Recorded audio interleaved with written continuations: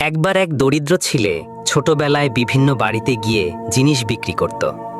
একদিন সে ছিল খুবই ক্ষুধার্ত। অনেক বাড়িতে গিয়েও কিছু বিক্রি করতে পারেনি।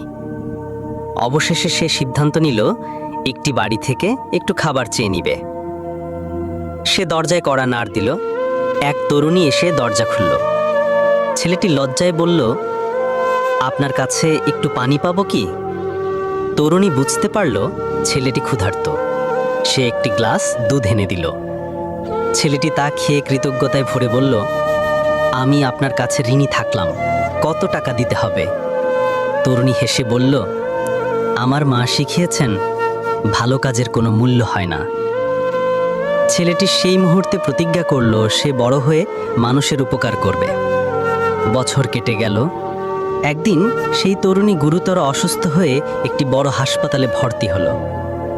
ডাক্তাররা চিন্তিত ছিল, তবে একজন বিশেষ ডাক্তার নিযুক্ত হলো। তার নাম ছিল ডক্টর হাওয়ার্ড কেলি। সেই ছেলেটি যাকে একদিন এক কাপ দুধ দিয়েছিল সেই তরুণী। ডক্টর কেলি রোগীকে দেখে চিনে ফেললেন। তিনি সর্বোচ্চ চেষ্টা করলেন তাকে সুস্থ করে তুলতে। অবশেষে তরুণী সুস্থ হলো। হাসপাতালের বিল দেখে সে চিন্তিত হয়ে পড়ল, কারণ বিল অনেক বড় ছিল। তবে যখন বিলের কাগজ হাতে পেল, সেখানে নিচে লেখা ছিল, সব খরচ মাফ, এক কাপ দুধের বদলায়। একটি ছোট্ট ভালো কাজ কখনোই হারিয়ে যায় না। হতে পারে আজ আপনি কারো উপকার করলেন, আল্লাহ সেটাকে এমনভাবে ফিরিয়ে দেবেন যা আপনি কল্পনাও করেননি।